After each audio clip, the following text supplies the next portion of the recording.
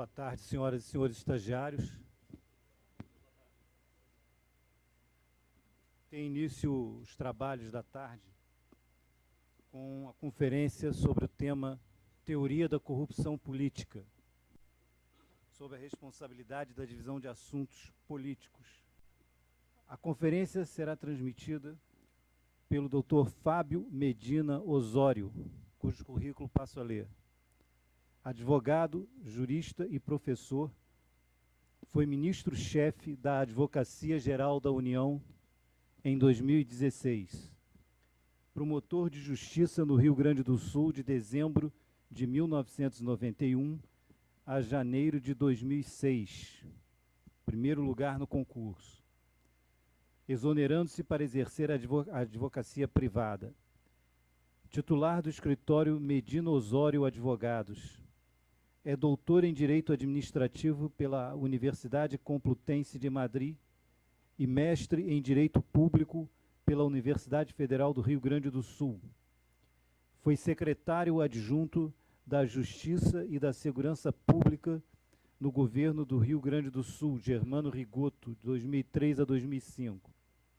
É consultor da CNI e professor nas escolas do TRF4 e TRF2.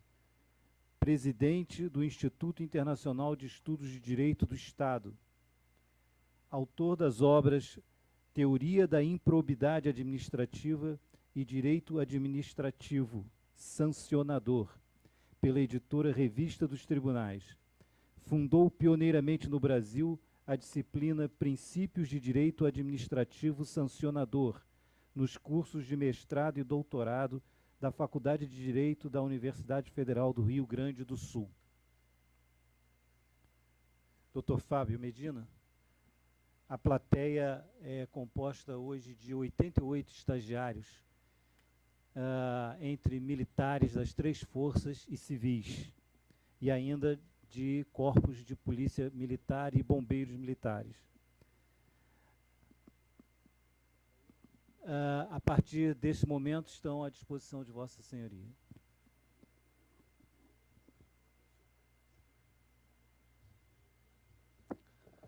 Muito obrigado.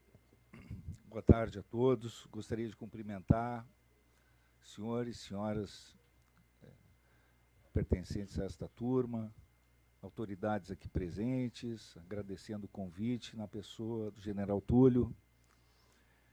Uma honra estar aqui na Escola Superior de Guerra, neste curso de altos estudos de política e estratégia, que forma a elite pensante deste país, para trazer à tona algumas reflexões sobre teoria da corrupção pública, que é um tema ao qual me dedico pelo menos há 20 anos. E, sem dúvida alguma, um assunto sensível para o nosso país. Porque tratar de corrupção é tratar de um assunto que envolve a agenda global hoje de desenvolvimento das nações democráticas. E, portanto, é um assunto estratégico para os altos estudos de política, de estratégia, para qualquer nação que se pretende civilizada.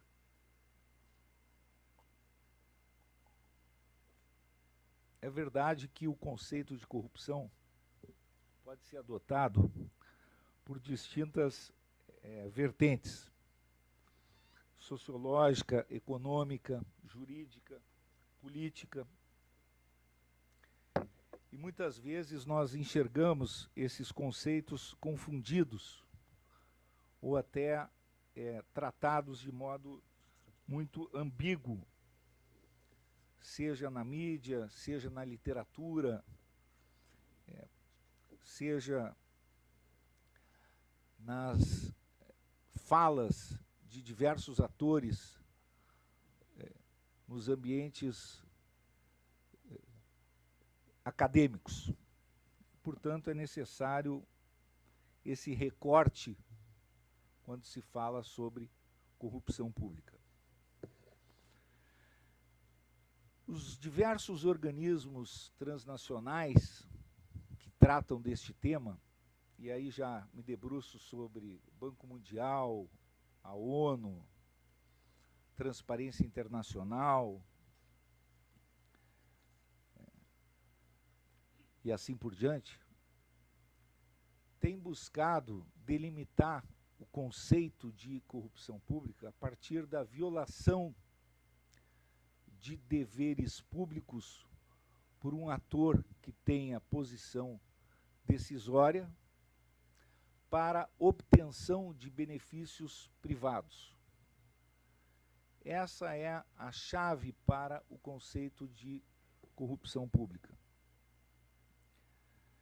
E, nesse sentido, tem sido um conceito bastante aberto, um conceito amplo, que se pode dizer tem uma perspectiva, eu diria, sociológica, porque cada país integrante da comunidade internacional poderia conformar este conceito em seus tratados, ou a partir dos tratados internacionais, e a partir da sua legislação interna, de modo diverso, considerando o princípio democrático, do qual deriva um princípio que se chama liberdade de conformação legislativa dos ilícitos. O princípio democrático, ele dá ao legislador a liberdade de conformação legislativa dos ilícitos, inclusive desenhando esses ilícitos dentro de diversos ramos do direito, ou seja, do direito penal, do direito administrativo, do direito civil e assim por diante, do direito tributário, com nomenclaturas distintas. Esse conceito de corrupção, que está lá previsto, seja, e isso se pode contemplar e visualizar nos sites do Banco Mundial, da ONU, da Transparência Internacional, são os principais organismos transnacionais, da OEA, que tratam deste tema, é um conceito que não é propriamente um conceito jurídico de tão amplo que é, mas um conceito que permite a sua juridicização por estados, nações, por estados que são forçados a aderir ao combate à corrupção a partir da assinatura de tratados internacionais, de instrumentos normativos transnacionais e que se comprometem a combater a corrupção.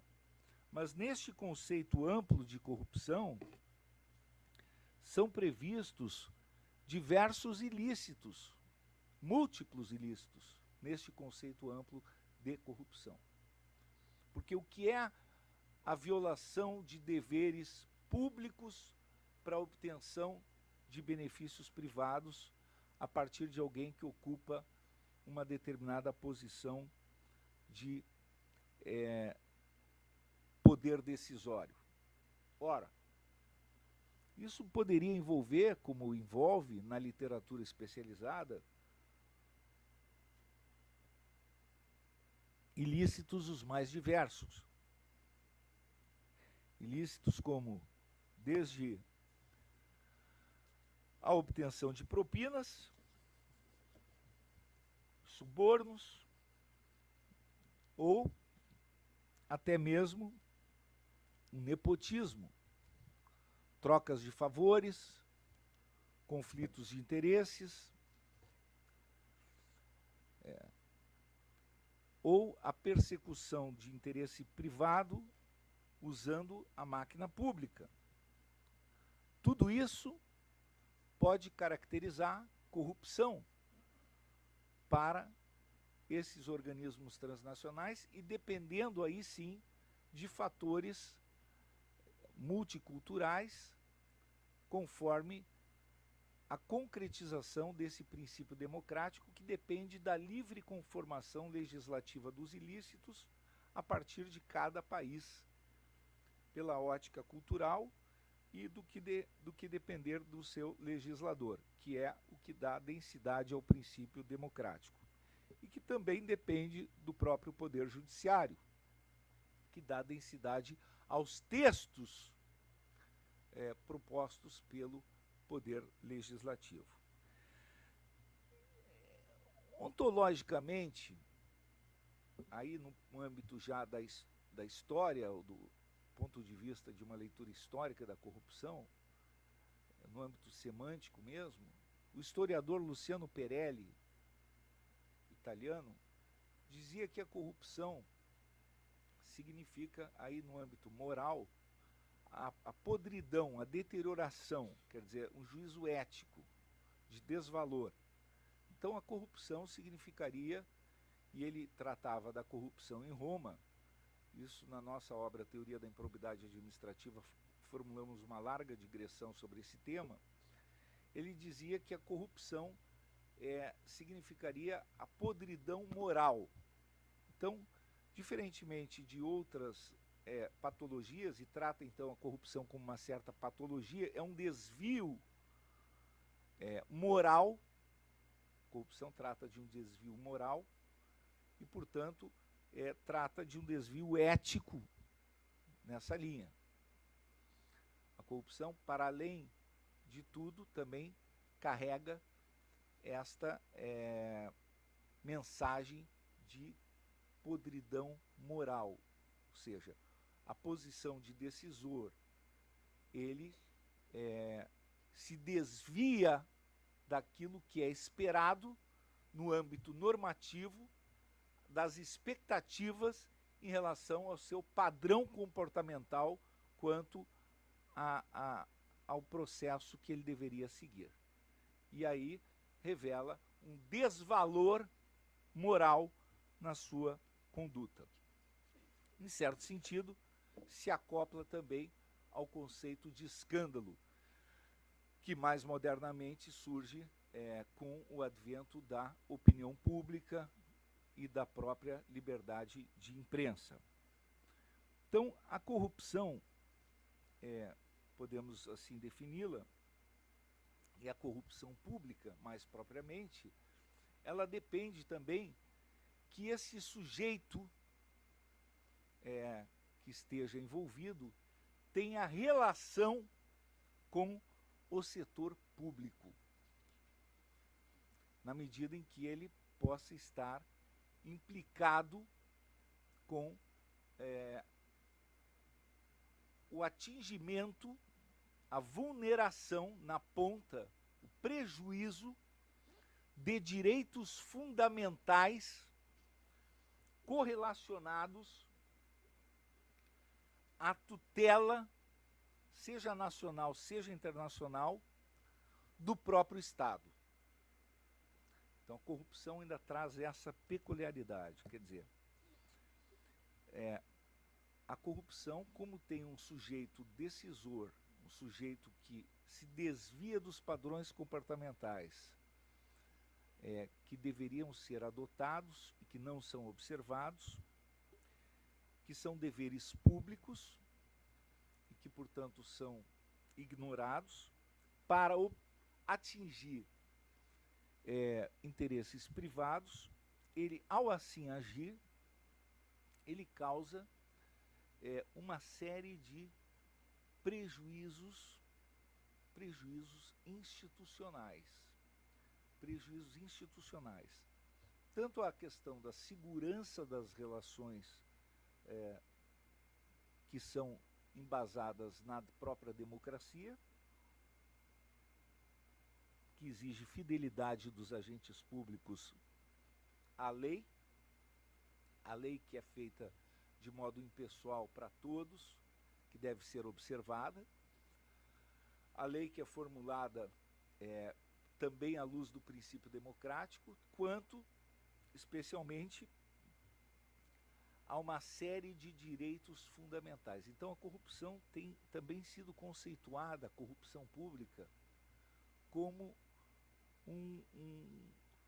uma patologia que atinge gerações de direitos fundamentais.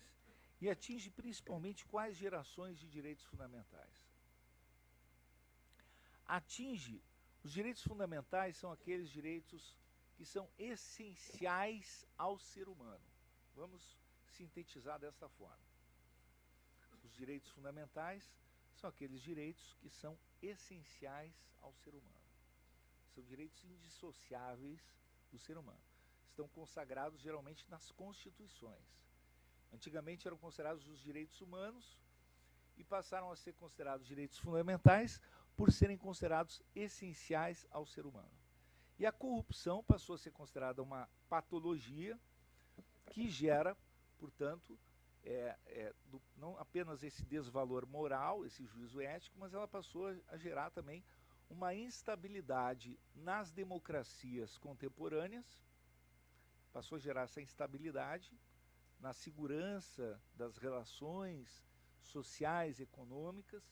Isso passou a ser considerado principalmente a partir da década de 70, e os Estados Unidos capitaneou essa ideia, sobretudo a partir da década de 70, que a corrupção deteriora as relações institucionais, deteriora as instituições, deteriora a segurança nas relações institucionais, ou seja, gera uma instabilidade na própria democracia, nas democracias, e afeta esses direitos fundamentais, afeta políticas públicas importantes e gera, Estados Unidos passou a entender que gera uma insegurança jurídica brutal nos negócios. Veja, quando os Estados Unidos começou a perceber isso mais claramente, os Estados Unidos começou a combater ferozmente a corrupção. Isso na década de 70. Até então, a corrupção não era tão combatida.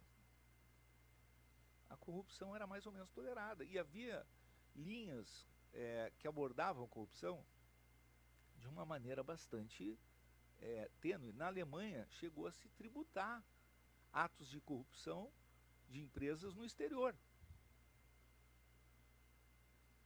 E se tolerou muito a corrupção de empresas europeias no exterior. Porque houve uma linha de análise econômica da corrupção que chegou a legitimar a corrupção como uma forma de lubrificar economias subdesenvolvidas.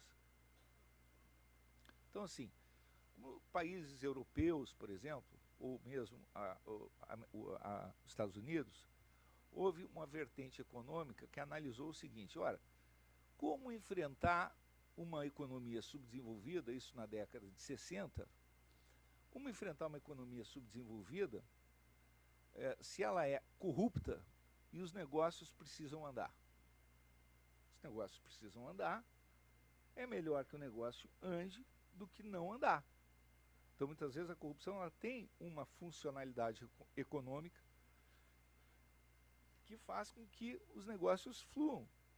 Então, essa vertente econômica, essa análise econômica, digamos, da corrupção, ela chegou a vicejar na década de 60. No entanto, ela passou a ser ultrapassada na década de 70 por mostrar que ela tem uma repercussão sobre as instituições e uma deterioração global virulenta, uma contaminação, uma irradiação e que contamina essas mesmas empresas também no ambiente de retorno, de origem, onde elas atuam.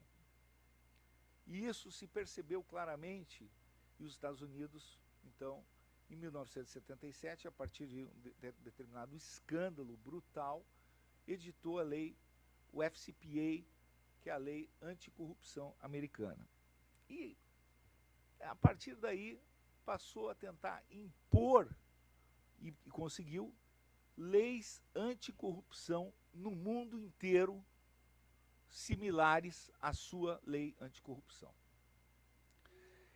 Porque se percebeu, como eu disse, com esse conceito anticorrupção, que ela agride, ela deteriora o ambiente democrático. Os Estados Unidos, então, busca influenciar, quer dizer, a bandeira da democracia no mundo, porque a democracia é melhor para o ambiente de negócios, o ambiente global de negócios. Agride os direitos fundamentais, né? Isso dá mais segurança jurídica também para a expansão global, para a agenda econômica. Quais são esses direitos fundamentais, né? Das várias gerações, de todas as liberdades. As liberdades são a grande bandeira, né? A segurança jurídica, os direitos afetos à igualdade, as atuações prestacionais dos estados, o desenvolvimento desses estados, né? E mesmo a cooperação desses estados entre si, e para que outros ilícitos subjacentes à corrupção também pudessem ser combatidos. Principalmente aí nós entramos dentro daquele conceito amplo, lavagem de capitais, narcotráfico, né? E aí, acentuadamente, depois, o terrorismo. Então, outros ilícitos correlacionados à corrupção passaram a ser ferozmente combatidos. Eles remeteram a uma agenda global anticorrupção que não tem retorno. Então, a corrupção, além de causar o desvio, desperdício de recursos públicos, prejuízos econômicos e sociais, ela traz consigo uma correlação com outros ilícitos globais que integram uma agenda que pioneiramente foi uma agenda norte-americana, mas que se transformou numa agenda global, porque traz junto, dentro desse conceito amplo, abrangente, lavagem de capitais, terrorismo, narcotráfico e vários outros crimes, porque esse conceito de desvio do poder decisório em relação ao interesse público para atingir interesse privado, isso abrange qualquer ilícito, e abrange todos esses ilícitos e traz à baila, inclusive, o chamado crime organizado, que é algo muito grave e que afeta a economia mundial e a economia digital. Então, é evidente que quando falamos corrupção, nós não podemos confundir a corrupção com aquele conceito jurídico penal de corrupção que nós temos no Código Penal.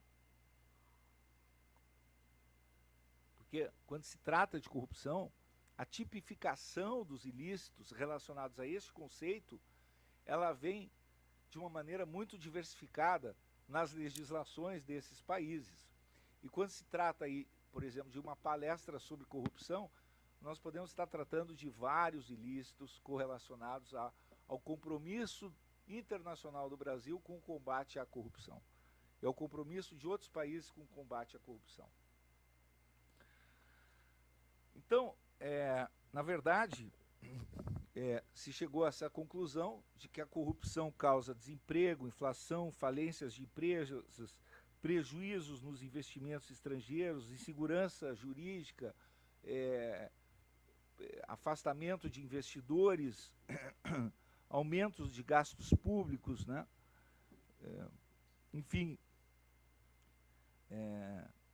só em 2000, e foi o último estudo apontado da Fiesp, isso foi em 2010, imagina, o custo médio da corrupção no Brasil, na época, antes da Lava Jato, era estimado em 1,38% a 2,3% do PIB, na época.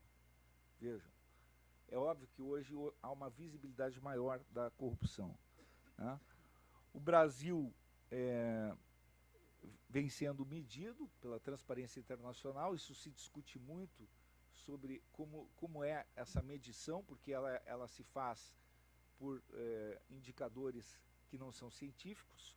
Muitas vezes, isso eu já escrevi sobre o tema, são indicadores sobre percepção do volume de corrupção a partir de formadores de opinião, que é o índice Transparência Internacional. E o Brasil, curiosamente, caiu 7 posições no ranking mundial, estabelecido pela Transparência Internacional, talvez por conta da visibilidade desse fenômeno. Ele passou a ser o 76º colocado de 168 países avaliados.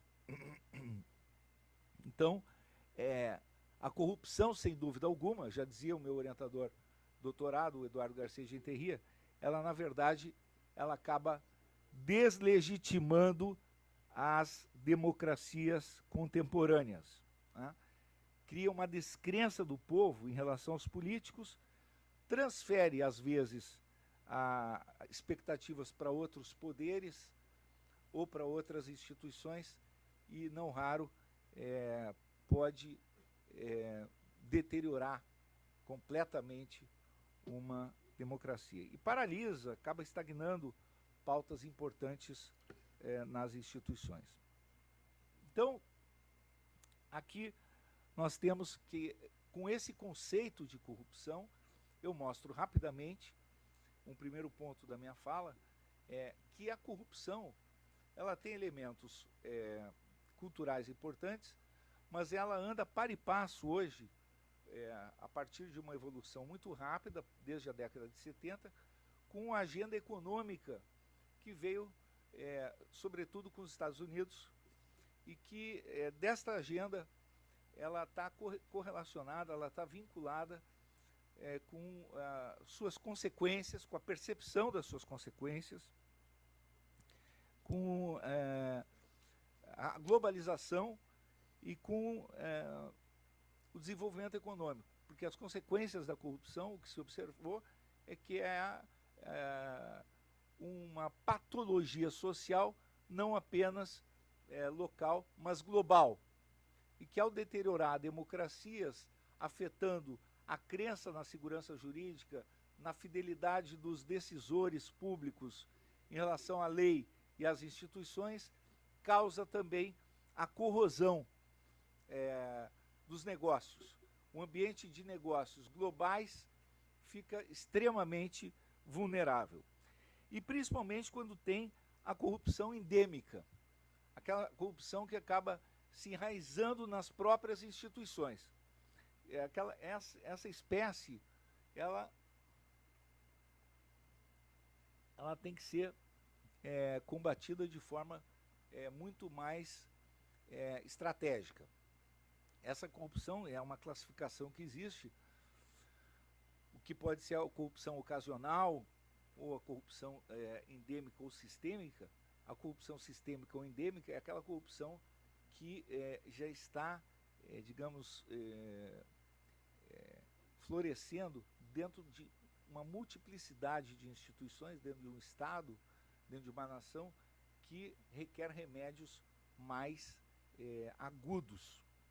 E isso pode, digamos, enfraquecer as instituições a tal ponto que realmente coloca em risco a própria democracia. E aí as instituições têm que mostrar a sua força. Então, o Brasil, sem dúvida alguma, tem instrumental jurídico, desde a Constituição de 88, para combater a corrupção.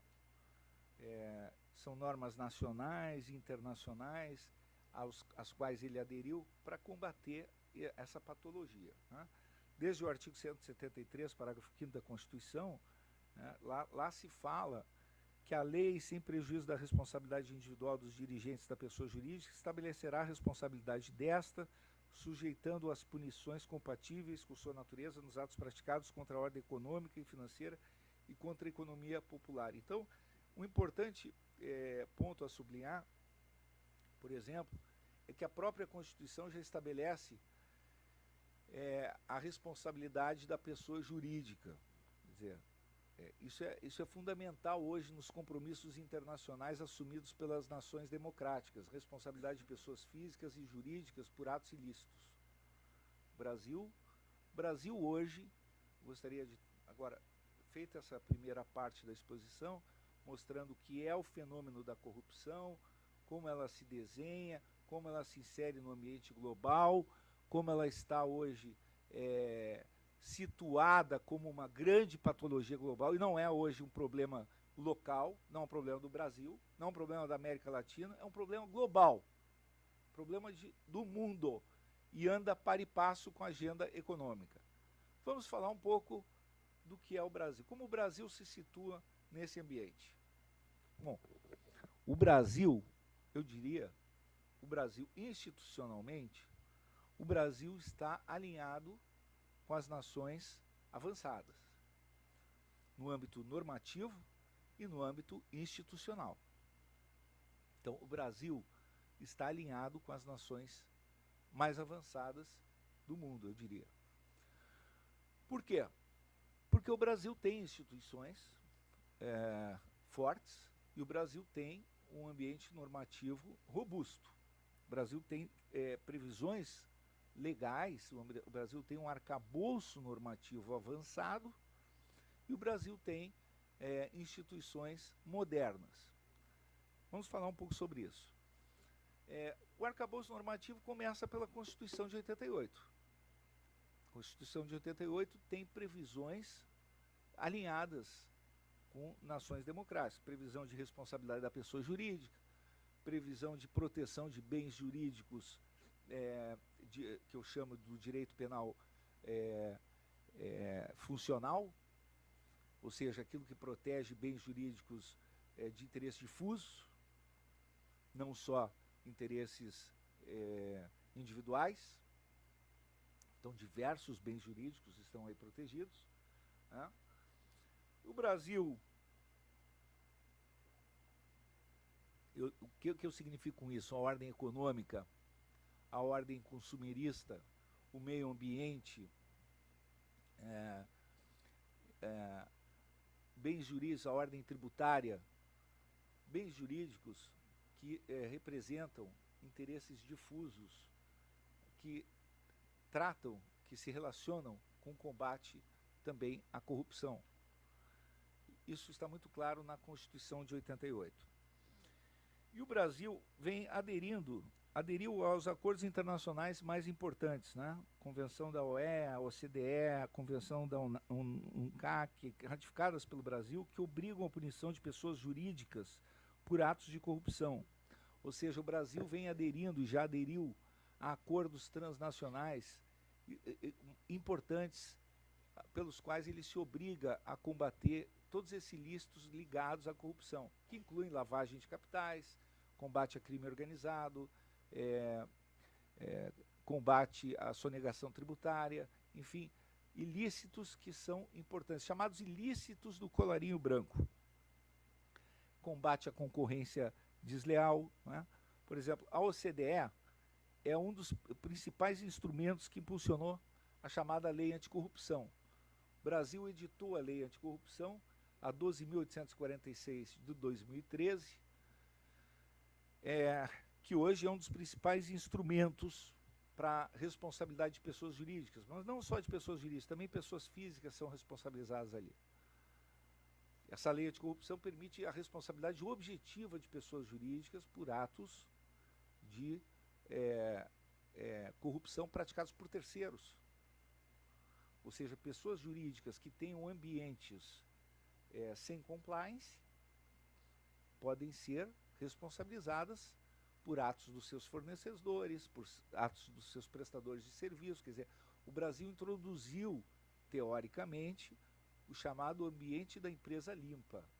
Passou a exigir o ambiente da empresa limpa a partir de 2013. Então, como isso vai se implementar? É óbvio, temos um desafio pela frente. Quem é que vai implementar isso? O Ministério Público, o Ministério da Transparência, o TCU. Uma segunda parte da minha exposição nós vamos falar um pouco sobre como implementar tudo isso, né? Mas, vejam, o ambiente normativo no Brasil é um ambiente saudável. Nós temos a lei do crime organizado, a lei de combate ao crime organizado. Vejam as ferramentas que o Brasil incorporou. É de 2013. colaboração premiada, delação premiada, infiltração de agentes policiais no crime organizado. São ferramentas que surpreenderam a criminalidade organizada. Eu vou solicitar, por gentileza, só mais uma água aqui, porque eu gosto de ir bebendo água durante a minha palestra. Vejam, são ferramentas globais, são ferramentas que são utilizadas, e hoje o ambiente global de normatização do combate aos ilícitos, ele ficou cada vez mais parecido. Assim como as leis anticorrupção são muito parecidas, o mundo ficou muito menor. A colaboração premiada, por exemplo, ela tornou o crime organizado uma empreitada cada vez mais difícil. Porque como é que as pessoas que vão, digamos assim, se arriscar numa atividade delituosa podem confiar nos seus parceiros na medida em que, num determinado momento, um larga na frente, tem o dinheiro guardado, vai lá, fecha um acordo com o Ministério Público ou com a Polícia Federal, entrega todos os seus comparsas, ainda fica com recursos guardados, consegue uma imunidade e os outros todos vão cumprir pena. Como ter confiança num ambiente tão perigoso como esse? Eu digo perigoso para o próprio crime organizado. Então, vejam, antigamente o criminoso passava triturando provas. Hoje, o criminoso, ele não passa mais triturando provas, ele fica guardando tudo. Ele tem que guardar todas as provas para poder agendar uma delação premiada lá na frente. Mudou a lógica. Mudou a lógica, ele não pode mais triturar provas. É um perigo triturar provas. Ele é flagrado mais lá na frente, ele não tem nada para entregar para as autoridades. E o principal, digamos assim, principal carta na manga que ele tem é um acordo de colaboração ou delação premiada. Não é só a delação. Ele pode ser um colaborador da justiça e reduzir drasticamente a pena dele. Vejam, as novas tecnologias. Hoje, com mandado de busca, se pode infiltrar um vírus, uma ordem judicial, num computador, num telefone. A pessoa não sabe. E está lá sendo monitorada por uma ordem judicial. Se pode, por exemplo, ter dentro do crime organizado um policial infiltrado, praticando alguns atos ilícitos junto com a organização criminosa, a partir da lei do crime organizado. E ele está lá junto, monitorando tudo. Então, são novos instrumentos. E o ambiente tecnológico tornou tudo muito mais transparente. E a cooperação internacional tornou tudo muito mais rápido. Sabem como as autoridades se comunicam hoje? O Ministério Público da França, dos Estados Unidos, o Ministério Público da Itália, com o Ministério Público do Brasil, eles se comunicam por WhatsApp. Eles conversam por WhatsApp. Antigamente, como é que era? Era uma loucura, uma burocracia, tinha que mandar uma ordem, um fax, passava pelo Poder Executivo, passava por não sei o quê, demorava horas. O crime não. O crime organizado, eles telefonam um para o outro, trocam figurinha, conversam entre si, estão todo mundo junto o tempo inteiro. Hoje, quem está todo mundo junto, o Ministério Público está todo mundo junto, a Polícia Federal trabalha todo mundo coordenado. Eu recordo que em 2000, quando eu fui assessor internacional do primeiro Congresso Mundial do Ministério Público no Brasil, trouxe o Baltazar Garçom e tal. Logo depois eu fui representando o Brasil no Congresso Eurojust, Congresso do Ministério Público Europeu. Lá já se trabalhava nesse sentido. Hoje se está trabalhando pela construção do Ministério Público Nacional. Se está trabalhando por essa cooperação, por essa integração das instituições, por essa multiplicação. Então veja, qual é então, o que nós estamos falando aqui? o marco normativo no Brasil é bastante robusto, talvez até robusto demais. Tem muita legislação, tem uma normatividade muito intensa, tem lei anticoncorrencial, agora tem a lei de leniência que veio pelo Banco Central, que o Banco Central pode atuar também com processos administrativos sancionadores contra os que violem as normas do Sistema Financeiro Nacional. E tem aquilo que nós chamamos, tem a Lei de Improbidade Administrativa, 8.429 de 92, tem aquilo que nós chamamos, portanto, de microsistema punitivo. O Brasil, eu queria dizer e resumir isso, o Brasil é um país avançado em termos de normatividade. Portanto, os bens jurídicos que são protegidos, cada vez mais, eles têm a chamada proteção efetiva no âmbito normativo, né? E tem uma ampliação cada vez maior dessa tutela judicial efetiva, né? Tanto é que já se fala em confisco antecipado dos bens, do patrimônio daqueles que são acusados por corrupção. Vejam, apenas acusados em processo judicial. Já se relativizou, por exemplo, o bem de família naqueles que são acusados em ações de improbidade administrativa. O STJ acaba, por exemplo, de pacificar de que o bem de família, numa ação de improbidade administrativa, ele não tem imunidade. Veja, ele tem imunidade numa execução fiscal, mas não tem imunidade numa ação de improbidade administrativa. Então, os acordos transnacionais têm permitido esse confisco antecipado, quer dizer, com processo em curso de acusados no combate à corrupção. E essas ferramentas dos acordos têm sido permitidos nas legislações contemporâneas, né? Como são esses acordos? As colaborações premiadas, os chamados acordos de leniência, os termos de ajustamento de conduta, são muito utilizados. Isso tem suscitado também várias reflexões. Por quê? Quais são os elementos minimamente exigíveis, idôneos, para que um colaborador apresente às autoridades e possa iniciar esse procedimento? Normalmente, esses acordos são divulgados na mídia, há a figura do delator e do delatado, enfim, e depois há um procedimento que é desencadeado em relação a isso, nesse combate à corrupção. Vejam, há uma série de prejuízos à imagem das pessoas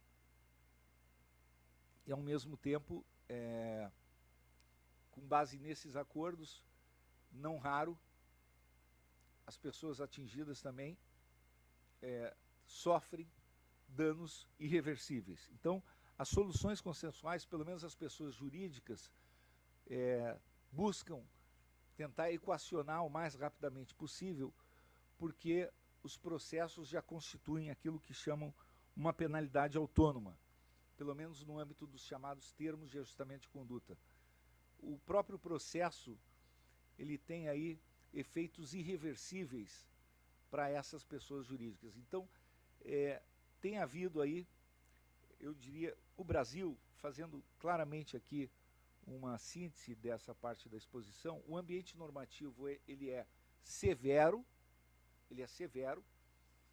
tem havido um avanço desse ambiente normativo em âmbito global e um rigor cada vez maior no combate a isso que se chama corrupção.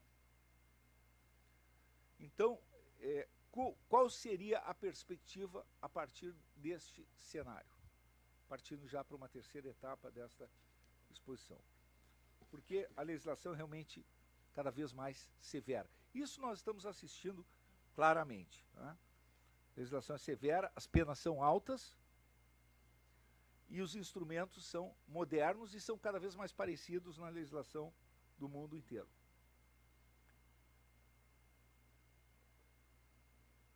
E é bom que seja assim, sem dúvida. É bom que haja essa legislação, é bom que haja esses instrumentos mais ou menos parecidos, e é bom que haja essas ferramentas que sejam cada vez mais uniformizadas. E é bom que tudo isso caminhe paulatinamente, de modo simétrico, no ambiente global das democracias contemporâneas. O alinhamento das legislações, o alinhamento até da doutrina, das jurisprudências, dos conceitos, porque é uma agenda global, digamos, de repulsa a práticas que contaminem as democracias contemporâneas. Então, sem dúvida alguma, quando nós estamos tratando de um combate a uma patologia que pode infestar, pode ser um câncer nessas democracias modernas, contemporâneas, é importante que haja esse alinhamento. Então, Estados Unidos estava errado quando começou o combate à corrupção lá em 1977, na década de 70?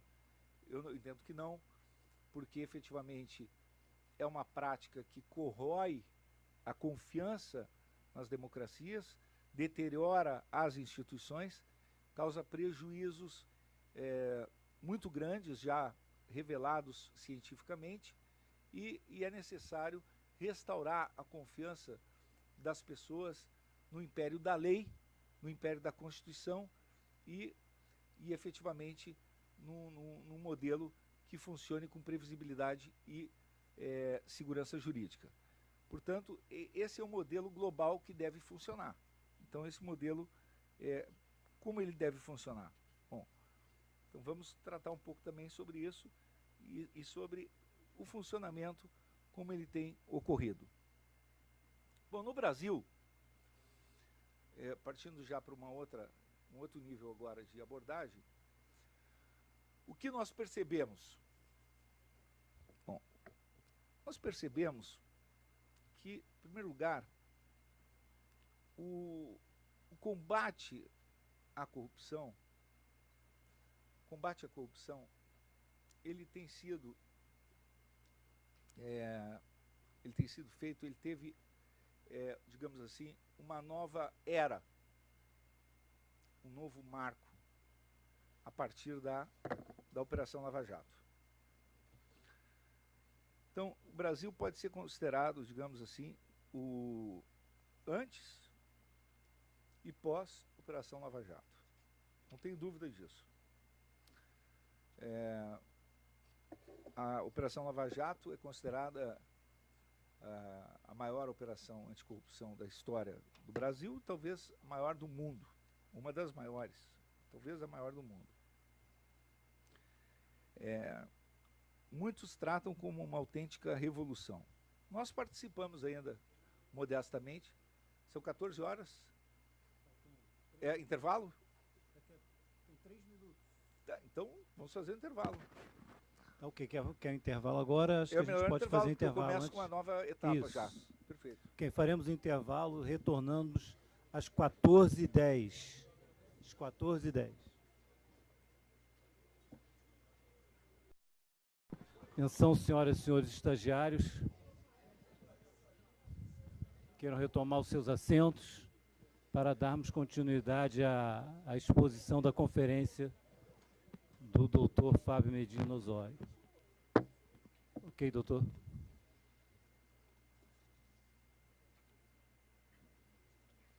Bom, retomando,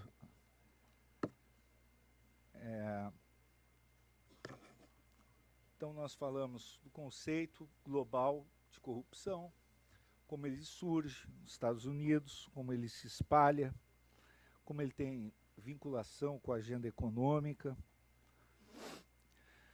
como ele se reflete no ambiente normativo global e particularmente também se traduz, né, a partir daquele princípio que eu referi da livre conformação legislativa dos ilícitos, né, do âmbito sociológico, que é aquilo que se reflete nos organismos transnacionais, para concretamente os países, as nações democráticas e especificamente o Brasil.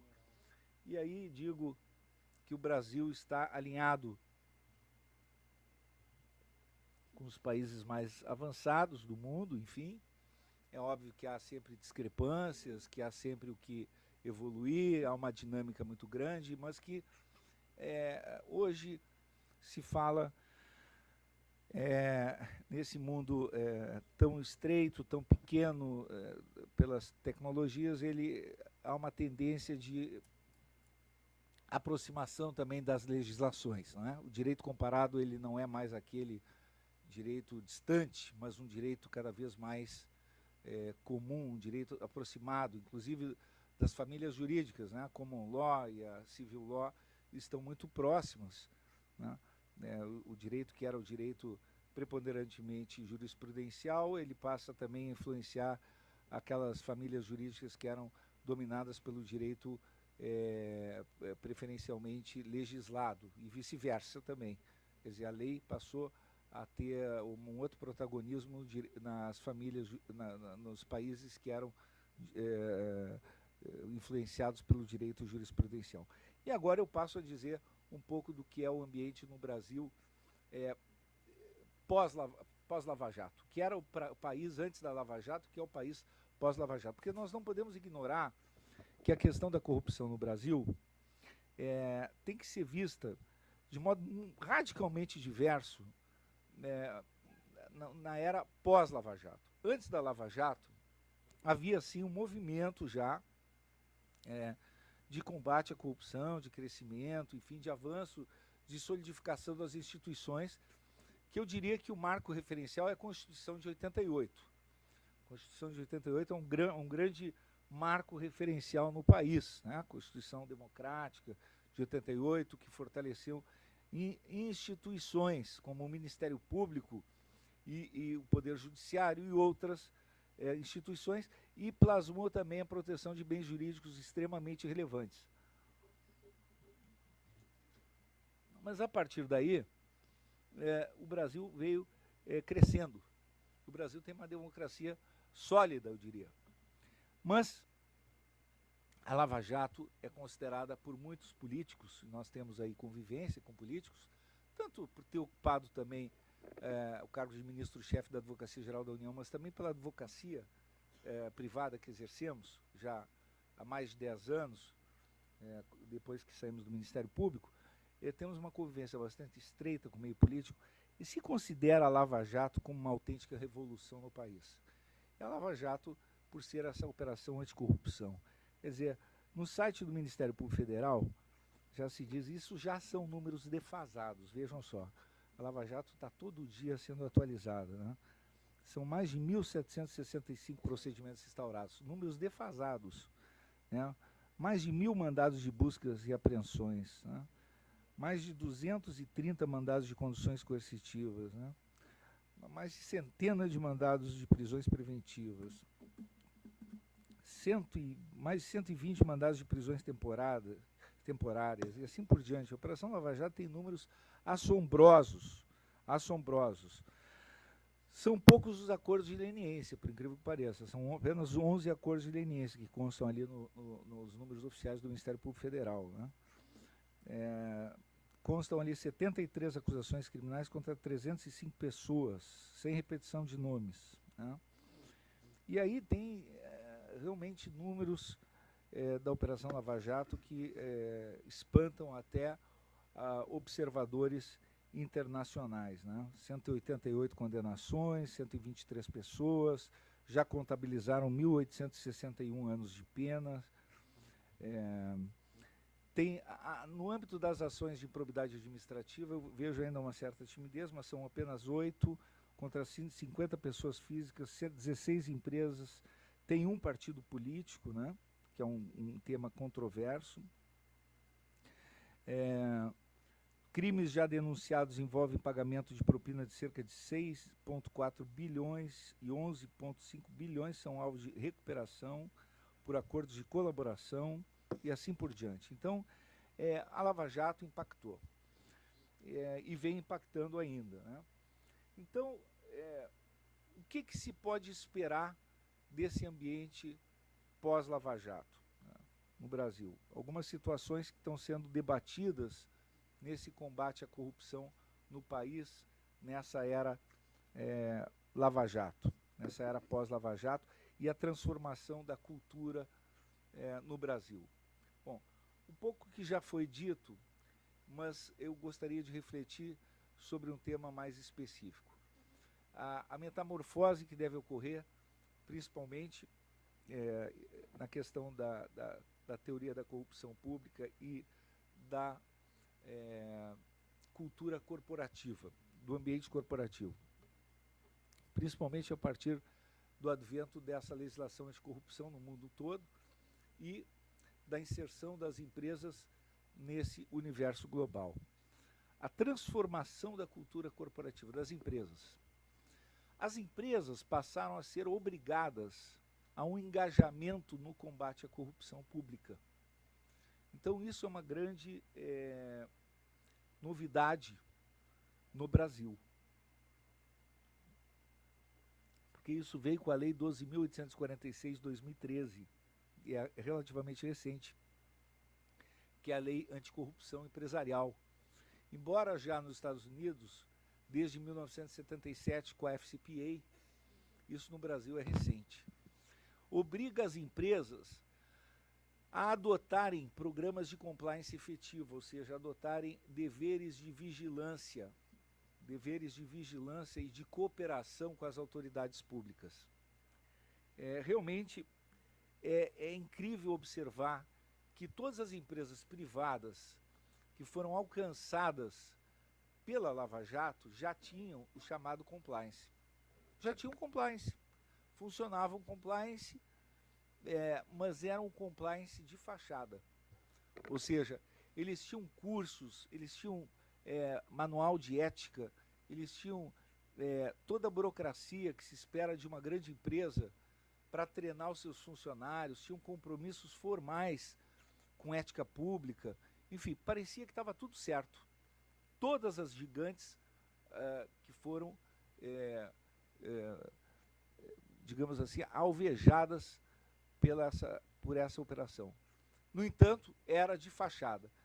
E aí, esse conceito do compliance de fachada, o que é o compliance? É um compromisso com autorregulação empresarial, com combate aos ilícitos dentro da própria empresa e com cooperação com autoridades públicas e com investigação para reprimir esses ilícitos. E que tenha uma certa independência funcional dentro da própria empresa, o compliance officer, ou seja, aquele que é incumbido de poder cooperar, poder investigar, poder apurar e poder reportar à alta diretoria da empresa. Então, efetivamente,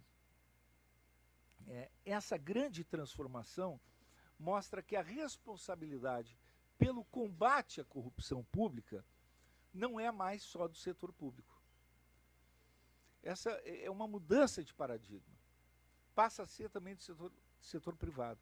Isso já acontece, principalmente nos Estados Unidos, há muitos anos. Isso já vem acontecendo na Europa. E isso agora, eu diria que é a grande mudança que se deve alcançar no Brasil nos próximos anos. Antes, as empresas privadas, os corruptores, eles entendiam que era um problema só do setor público. Agora não. Por quê?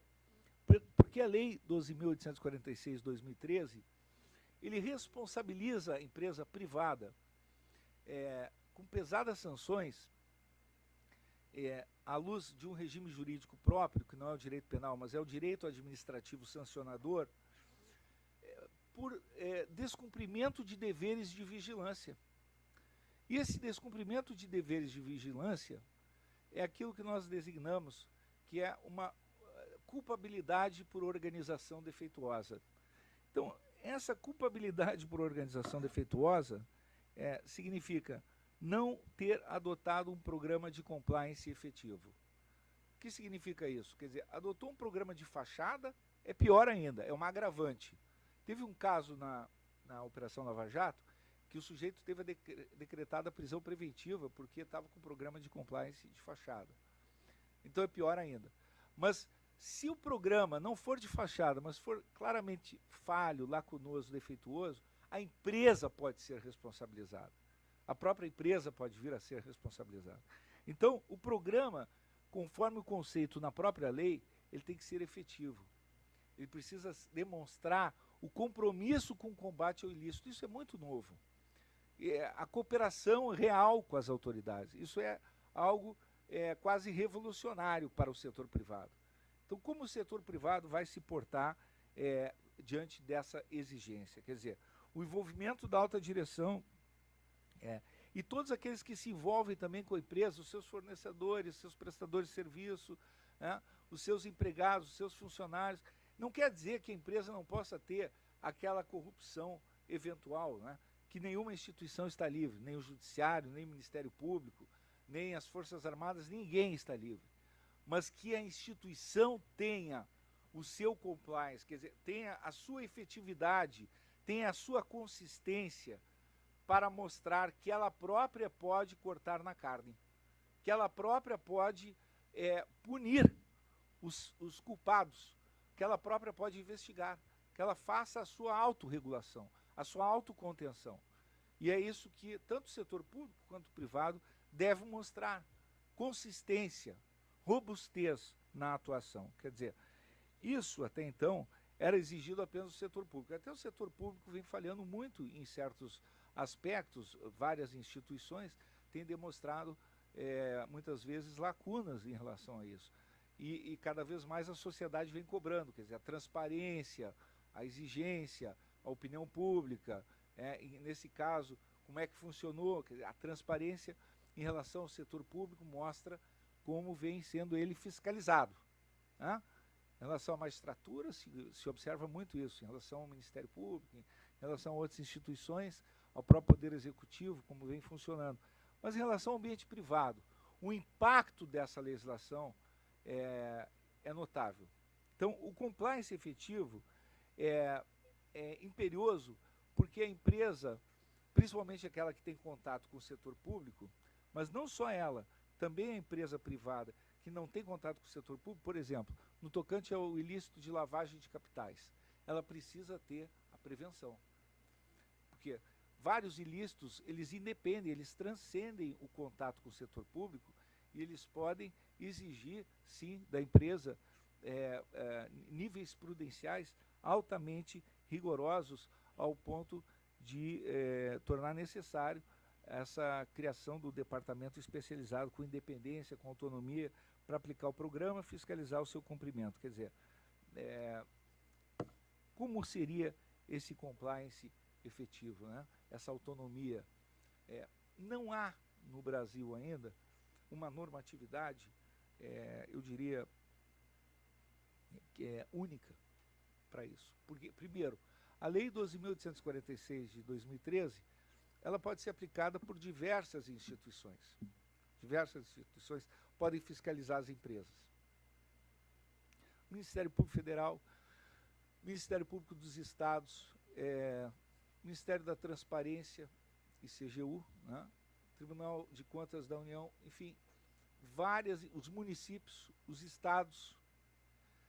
Então, depende como a empresa contrata, e aqui nós temos realmente uma peculiaridade do Brasil, as empresas também precisarão, e o país, nosso país, precisa tentar desenhar um ambiente de segurança jurídica diante desse emaranhado normativo que pode emergir da aplicação da lei de modo um pouco, eu diria, não uniforme por parte dessas instituições. Esse é um grande problema do país hoje também. Por quê? Nós temos, sim, como eu referi na etapa anterior, um ambiente normativo robusto, mas nós temos um tema interessante a enfrentar, que é a multiplicidade de instituições que aplicam essa normatividade hoje no país.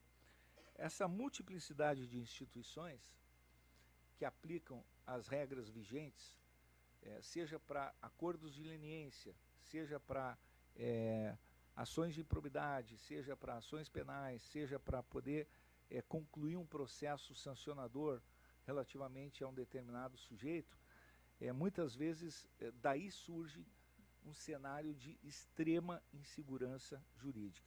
E aqui na questão do compliance fica muito claro isso. Por exemplo, o que é um compliance efetivo? O conceito da lei. Quando se tem tantas instituições que podem exigir da empresa esse conceito de compliance efetivo. Nós temos inúmeras instituições que são responsáveis ou colegitimadas a aplicar esta lei. Municípios Brasil afora, estados todos da federação, a União Federal, através de diversos órgãos, seja através da própria Advocacia Geral da União, Ministério da Transparência, o TCU também quis entrar agora nessa lei, o Ministério Público Federal, como eu referi. Então, são várias instituições e, ao mesmo tempo, o conceito é um conceito jurídico indeterminado. O que seria o compliance efetivo?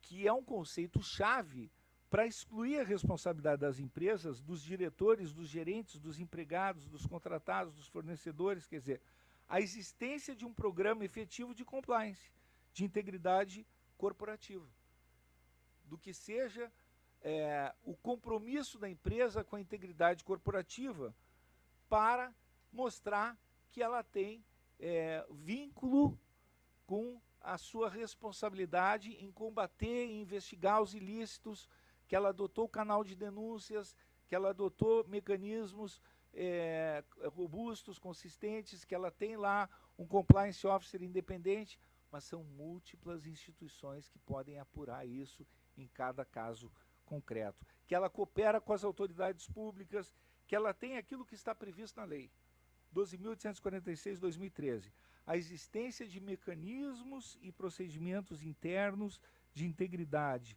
auditoria e incentivo à denúncia de irregularidades e a aplicação efetiva de códigos de ética e de conduta no âmbito da sua organização interna. Então, o que nós recomendamos é seguir todos os parâmetros internacionais possíveis, seguir o parâmetro nacional que o Ministério da Transparência adota rigorosamente e seguir os melhores selos que existem em âmbito também internacional. E buscar efetivamente essa consistência real, quer dizer, demonstrar documentalmente aquilo que é feito na organização interna para essas apurações. Mas, aqui já no âmbito da concretização das regras, dessa normatividade que eu falei que existe no Brasil, as instituições que são responsáveis por aplicar os textos abstratos no mundo prático. E aí, o Brasil ainda tem muito a evoluir, entendo eu. Embora estejamos no caminho certo, e estamos, porque o combate à corrupção tem sido uma grande conquista do nosso país, e isso é inegável e não pode haver retrocesso, e também trilhamos o rumo do ambiente da empresa limpa, e para isso nós temos que construir maior consistência nessas ferramentas, para criar um cenário de segurança jurídica para o Brasil, para que o Brasil possa se inserir nesse mundo global de um país atrativo para os investimentos, para o cenário da economia digital, da economia global, enfim. Mas nós temos uma multiplicidade de instituições que atuam nesse combate à corrupção, que precisam atuar de modo coordenado e integrado. Esse é um ponto. Ainda não há essa integração, ainda não há essa coordenação. Então, um tema por exemplo, sensível, é como dar estabilidade às soluções consensuais. Não há ainda uma perspectiva concreta para esse desafio. As soluções consensuais têm sido dadas, por exemplo, acordo de leniência, em que falta um participante e a solução acaba não se perpetuando ou não se estabilizando. Então, há cenários ainda de grande insegurança jurídica para administrados e jurisdicionados que buscam, nas soluções consensuais, que são os grandes instrumentos contemporâneos para tentar resguardar direitos, tentar estabilizar, tentar olhar para o futuro, né? Se formulam acordos de leniência, se formulam termos de ajustamento de conduta, e sempre sobra um resíduo ou algum colegitimado para ajuizar uma ação contra aquela pessoa física ou jurídica. Então nunca se sabe, o passado é muito incerto no Brasil. O passado é muito incerto no Brasil. A insegurança jurídica aqui é muito grande. Isso é diferente dos Estados Unidos, isso é diferente na Europa. Então aqui a multiplicidade de atores institucionais que fiscalizam é enorme e acaba gerando isso um problema gigantesco, porque a insegurança jurídica espanta investidores. Esse é um problema. O outro problema que eu vejo ainda já passando para um assunto maior, que eu diria que a corrupção é um subtópico. A corrupção é um subtópico de um tema mais abrangente, que é o da improbidade, que é o da má gestão pública. Vejam, a má gestão pública, ela é um grande problema. A má gestão pública é um grande problema. Eu diria que um autor italiano com quem estudamos por ocasião do doutorado em Roma, na La Sapienza, por um mês fiz um estágio com esse autor, o Sabino Cassese, que foi juiz da Corte Constitucional. Ele tem várias obras escritas sobre a questão da ineficiência sistêmica, ineficiência endêmica, enfim. E na teoria da improbidade, eu digo, a improbidade pode ser a ineficiência endêmica também. Vejam, a ineficiência endêmica pode constituir um ilícito muito grave, né? A incompetência sistêmica, a incompetência administrativa. Cada vez mais tem se exigido preparo técnico para determinados cargos públicos, né? E, eventualmente, quando um gestor extremamente despreparado causa prejuízos irreversíveis, isso pode produzir responsabilidades no âmbito da Lei 8.429 de 92. Quanto a isso, não há dúvida, isso tem que ser apurado. Inclusive, o chamado erro grosseiro. O erro grosseiro, ele está muitas vezes no limiar também da corrupção. Ele serve de blindagem, é uma tese que serve de blindagem para a corrupção, o erro grosseiro. Então, nós temos que cuidar, porque muito se fala na questão da corrupção em âmbito mundial, se traz indicadores sobre a corrupção, e pouco se falou, e pouco se trata dos indicadores sobre o desperdício que traz ao setor público a ineficiência sistêmica, a ineficiência endêmica. E eu digo que talvez seja, inclusive, muito mais perverso, né? Gestores intoleravelmente incompetentes no setor público, causando prejuízos irreversíveis aos contribuintes, aos cidadãos. Esse é um ponto. Mas outro que também não é menos preocupante é a confusão que se faz, às vezes, entre o que seria o erro juridicamente tolerável no setor público, ou seja, aquela ilegalidade que é tolerável, com o ilícito, que tem que ser punido. Então, veja, nós temos aí categorias distintas que se situam em extremos. Um extremo, a incompetência sistêmica, endêmica, ou a incompetência intolerável, que tem que ser punida, que está tipificada na lei. O outro extremo, a corrupção. No meio, e aqui nós temos má gestão pública, no outro nós temos a corrupção, que também é uma espécie de má gestão pública. E num outro miolo, nós temos o gestor público, que pode praticar, digamos assim, erros que são considerados erros juridicamente toleráveis. Que são erros juridicamente toleráveis como pratica o médico, como pratica o advogado, como pratica o juiz, quando tem um mandado de segurança julgado procedente contra um ato dele. E todos os dias acontece isso. Todos os dias um juiz é considerado autoridade coatora. E o mandado de segurança é julgado procedente, ele é autoridade coatora, reformado pelo tribunal, e nem por isso é aberto processo disciplinar contra esse juiz. Vejam, e aqui tem um volume de processos muito grande contra gestores públicos hoje no Brasil, por erros que ele praticou de boa fé, que estão no desempenho funcional, simplesmente eram erros juridicamente toleráveis, ou seja, por incompreensão, por preguiça ou por falta de técnica dos acusadores, eles simplesmente enquadram aquilo que é um erro profissional naquilo que seria confundido com ou o erro intolerável, ou eles até confundem com presunção de má-fé. Por quê? Por falha no poder investigatório, por falta de aprofundamento, por preguiça, não sei. Mas acho que, e tenho defendido isso, é necessário exigir muito mais trabalho no exercício do poder investigatório das instituições.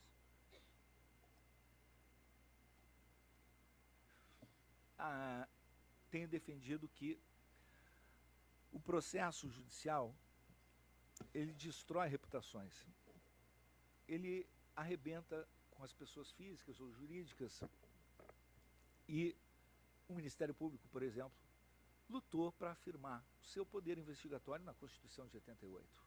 Então, eu não entendo mais, como no meu tempo, quando eu entrei, era diferente, nós não tínhamos essa orientação, mas eu não entendo mais como se possa mover um processo, e aqui eu me baseio no mesmo pragmatismo norte-americano, sem que haja uma perspectiva concreta de êxito. É o dinheiro dos contribuintes que está em jogo, e o Poder Judiciário tem mais de 100 milhões de processos hoje abarrotando o Judiciário.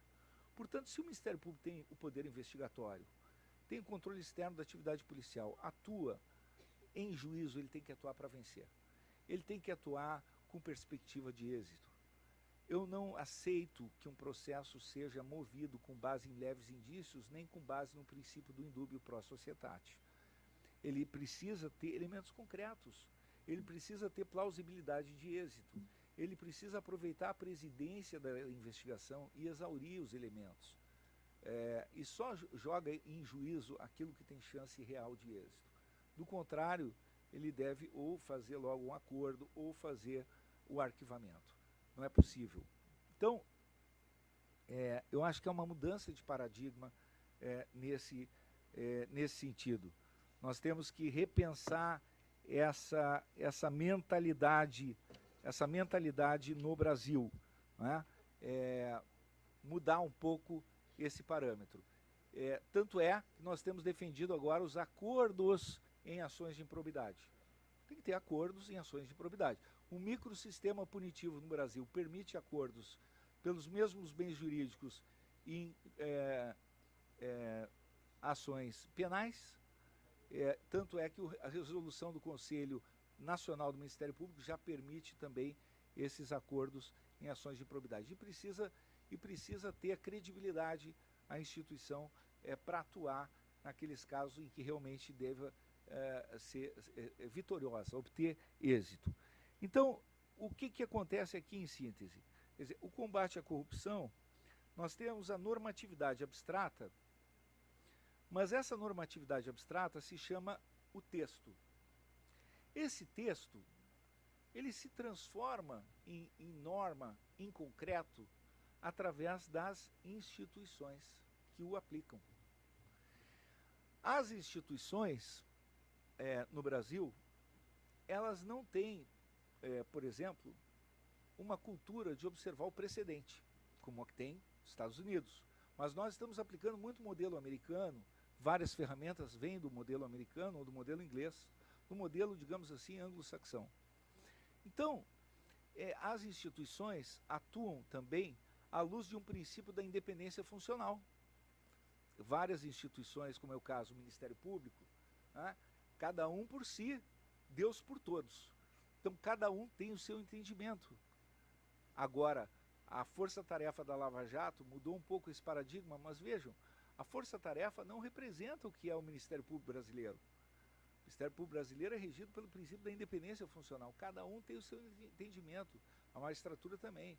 Então, a norma que era abstrata e feita para ser igual para todos, que é um modelo civil law, vejam, ela é aplicada sem observar a teoria dos precedentes, sem observar a jurisprudência, porque cada um tem a sua livre convicção e a sua independência funcional. Isso gera, muitas vezes, uma erosão enorme no princípio da segurança jurídica. E aí, a normatividade, aquela abstrata, quando nós verificamos qual é a normatividade concreta, a normatividade concreta é a jurisprudência. E essa normatividade concreta, ela precisa ser cada vez mais percebida pela comunidade, pela sociedade. Como ela é percebida? Pela leitura da jurisprudência. E a jurisprudência precisa ser publicada, precisa ser transparente. E eu não falo só da jurisprudência judicial, eu falo a jurisprudência também administrativa. A jurisprudência dos tribunais de contas, a jurisprudência dos tribunais administrativos e a jurisprudência de todos os tribunais do país, para ver se há oscilações, se esse julgamento está sendo caprichoso, se é só em relação ao meu cliente, se ele oscila para cá e para lá, porque existe um princípio máximo que norteia as civilizações contemporâneas, que é o princípio de interdição à arbitrariedade dos poderes públicos. E é um princípio que faz com que também haja segurança jurídica, que é necessário para a evolução dos países civilizados. Então eu queria dizer que, fundamentalmente, nós temos que evoluir nesse aspecto, porque as nossas instituições precisam atuar de modo mais integrado, de modo mais coordenado, mais planejado, organizado, enfim. Precisamos construir identidades mais sólidas, mas estamos no caminho certo, entendo eu. Porque penso que as instituições são muito autocríticas, compostas por pessoas inteligentes, essas instituições fiscalizadoras, que têm atuado no fronte, digamos assim, do combate à corrupção, que é o tema que nós estamos tratando aqui. Quais são elas, não é? Que integram esse ciclo punitivo do combate à corrupção, que tem legitimação ativa para o ajuizamento de ações e que tem poder investigatório para a propositura de iniciativas no tocante à aplicação desse sistema normativo que eu tratei aqui, que fala da corrupção e da má gestão pública. E como referi, é necessário depurar, separar o joio do trigo também, para poder atuar com efetividade, porque a sociedade brasileira, cada vez mais, ela quer resultados.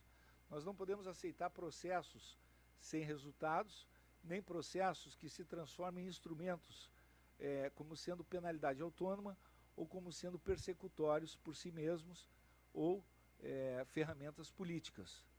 Isso tem que ser também controlado, tem que ser alvo de atenção, para que esses agentes políticos, esses agentes públicos que detêm todo esse poder, possam também obedecer ao princípio da responsabilidade, que é um princípio republicano, muito importante, para que o princípio republicano atinja a todos, não apenas alguns, mas todos, que haja transparência e controle sobre todas as instituições, não apenas o Poder Executivo ou o Poder Legislativo.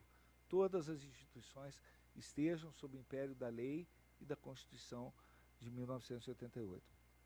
Eu entendo que esse é um panorama geral do que seria a teoria da corrupção pública e aplicando com maior densidade ao cenário brasileiro, porque aqui, nessa escola histórica de formação do pensamento nacional, eu não trataria apenas de um conceito teórico da corrupção pública, mas eu tratei de buscar também ambientar esse conceito, como foi a sua evolução e como ele se insere hoje no cenário nacional. E eu gostaria de agradecer mais uma vez pelo convite e ficar à disposição também para os debates. Muito obrigado.